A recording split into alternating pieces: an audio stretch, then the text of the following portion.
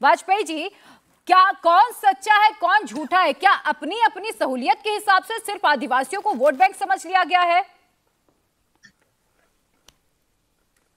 देखिए, सच्चा झूठा का तो जवाब जनता ने दिया है ना। उसमें ट्राइबल्स भी हैं, एससी भी हैं, एसटी भी हैं, पिछड़े भी हैं, अति पिछड़े भी हैं, दलित भी हैं, महादलित भी है, आम जनता सभी है।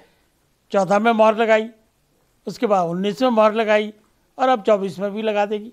देखिए, जब तक आप काम नहीं करोगे तो जनता बार बार थोड़ी जिताती है।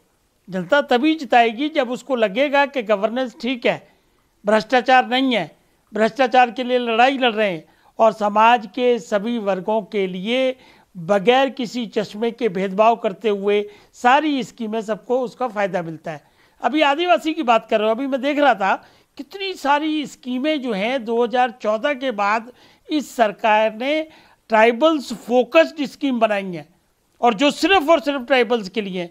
तो ऐसा कहाँ होता है? क्योंकि ट्राइबल्स को मेन स्ट्रीम में लाने की कोशिश की जा रही है, उनको सारी सुविधाएं मिले, उनको एजुकेशन मिले, उनको नौकरियों में तरक्की मिले, उनको नौकरियों में रिजर्वेशन मिले। उस सब के लिए सरकार ने काम किया। कहो तो मैं गिनानी शुरू कर दूं। ट्राइबल्स के लिए जो एनजीओ काम करती हैं उनके लिए अलग से लोन देने की स्कीम बनाई और जिसकी लिमिटेशन उन्होंने रखी कि कम से कम 5 लाख रुपए लोन देंगे और ज़्यादा की लिमिट है 50 लाख। वो सिर्फ जो ट्राइबल्स में काम करती हैं या ट्राइबल्स की जो एनजीओ है उनके लिए। वोकेशनल ट्रेनिंग सेंटर से जवाब लूंगी, जल्दी से बात पूरी करें।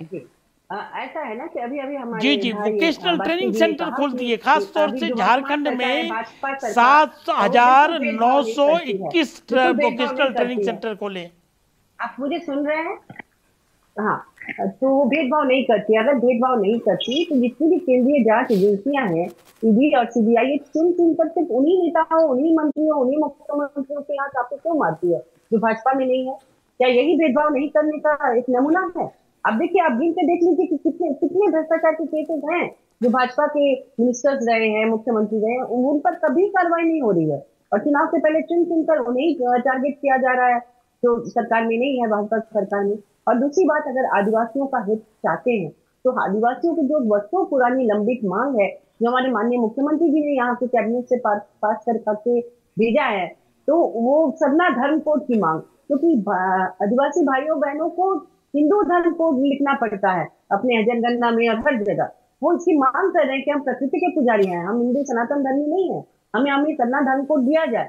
इस मांग को आप क्यों नहीं पूरी करते हैं? इससे हमारे झारखंड के आदिवासी बहुत खुश होते, क्योंकि वो अभी भी सरना धर्म का ही पूजा करते हैं। अखड़ा में चले जाइए, हर गांव में, हर जगह, हर आदिवासी, यहाँ 32 जनजाति हैं, तो सबकी कोई हिंदू नहीं मानते अपने आप को, लेकिन आप उनको सरना धर्म कोड देंगे नहीं। इसलिए नहीं देंगे कि फिर आपका हिंदू वोट बैंक चला जाएगा। आप उनको हिंदू ये में डाल के रखे हैं, आपकी जनगणना में वो कम आ जाएंगे। तो इस पर भी विचार करना चाहिए। मैं माननीय प्रधानमंत्री जी से अनुरोध करूंगी, क्योंकि हमारे मुख्यमंत्री जी लगातार इसके लिए मांग कर रहे हैं, झारखंड के आदिवासी भाइयों बहनों की मांग को लेकर।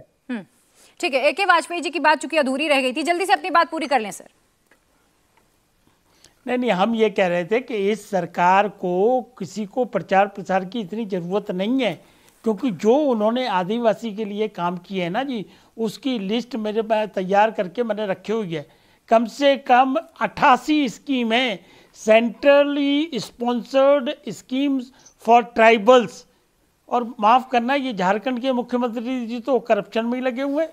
वो माइनिंग लीज अपने नाम, अपने भतीजों के नाम, अपने रिश्तेदारों के नाम ही कर रहे हैं। वो करप्शन का केस है। और जब भाजपा में जाने के बाद, अरे सुनिए ना, पहले सुनिए पहले। अरे बीच में ना बोलो, सुनोगे तो जवाब दे देना ना आप। और वो जब एजेंसीज बुलाती हैं तो कहते हैं हम तो नहीं आएंगे, और पेश नहीं होते उनके आगे। तो किसकी बात कर रहे हैं? और जहाँ तक अब ये महुआ मोजा क्या कह रही थी अभी कि सुप्रीम कोर्ट में एजेंसियां वो करती हैं, इन्होंने 18 पार्टी पिटीशन फाइल की थी और सिर्फ इसी ग्राउंड पे की थी कि एजेंसियों का मिसयूज हो रहा है। सुप्रीम कोर्ट ने पिटीशन डिसमिस की है, तो उनको ये आर्गूमेंट अवेलेबल नहीं है। अब आ जाओ आदिवासियों की स्कीम मैं सुना रहा था आपको। ये प्री मैट्रिक स्कॉलरशिप जो है, इसका अलग से फंड बनाया हुआ ना 21,000 करोड़ का। किस लिए? सिर्फ आदिवासियों के बच्चों के लिए, प्री मैट्रिक 8वीं से नीचे वालों के लिए। ये ट्राइबल रेजिडेंशियल स्कूल्स बनाए हैं, ये बनाए 7,200 स्कूल पूरे हिंदुस्तान में। ये फिर उन्होंने क्या किया, आश्रम बनाए हैं ट्राइबल्स बच्चों के लिए, जो विलेज में स्थापित किए हैं। इनकी संख्या है 4,321।